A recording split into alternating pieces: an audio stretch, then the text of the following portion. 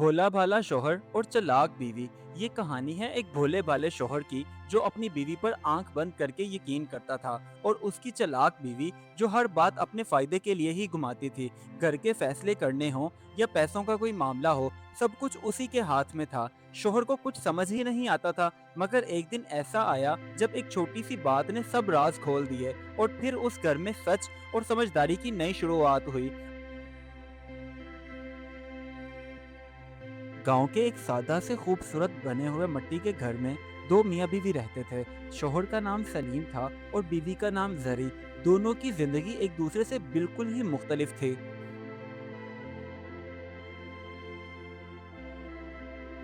सलीम बहुत ही सीधा साधा और भोला भाला इंसान था, और हमेशा अपने काम से काम रखता, कभी कोई फजूल बात ना करता, ना ही किसी मामले में कोई टांग अड़ाता था। दूसरी तरफ उसकी बीवी जरी बहुत ही चालाक थी। वो हर बात अपने हिसाब से चलाती थी। चाहे घर का कोई फैसला करना होता, पैसों का मामला होता या कहीं आना जाना होता, हर काम उसी से ही होता, और वो कभी अपने शोहर की रजामंदी ना जानती।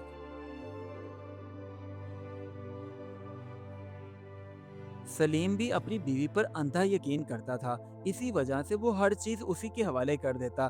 पैसे भी जितने कमा कर लाता, वो भी उसके हाथ में रख देता, और अगर कहीं आना जाना होता तो वो भी उसी से पूछ कर चलता।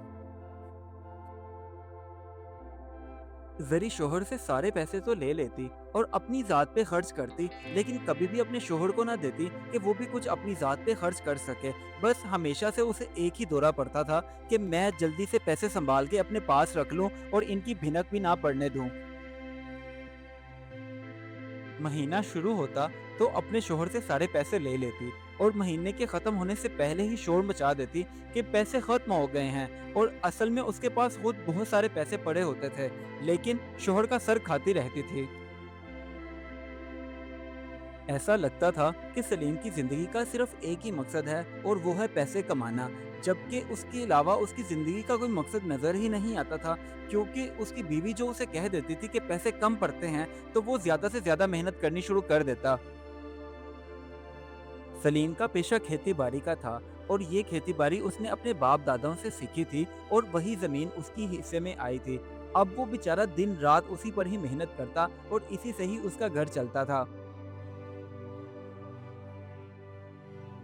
एक दिन वो बेचारा काम से थका हारा घर आकर बैठा ही था। बस जरी शुरू हो गई। कहने लगी, तुम्हें पता भी है महंगाई कहाँ तक पहुँच गई है। ऐसा लगता है जैसे आसमानों को छू रही हो। घर के खर्च इतने बढ़ गए हैं, और तुम्हारे पैसे हैं कि इतने कम। मुझे तो समझ में नहीं आता महीना पूरा कैसे गुजारा करूं। दिन रात मेहनत कर करके सलीम बेचारा भी थक चुका था, और वो अब परेशान हाल बैठा सोचने लगा कि इतनी जल्दी इतने सारे पैसे कैसे खत्म हो सकते हैं। मुझे तो समझ में ये बात नहीं आती।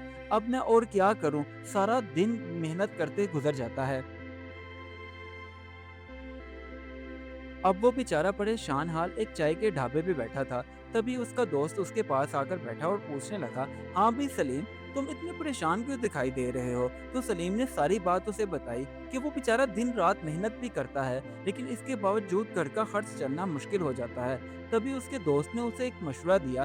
कहने लगा, मेरी बात मानो, तुम ऐसा करो, कुछ दिन खुद हिसाब करके देखो, हो सकता है तुम्हारी बीवी से कोई गलती होती हो।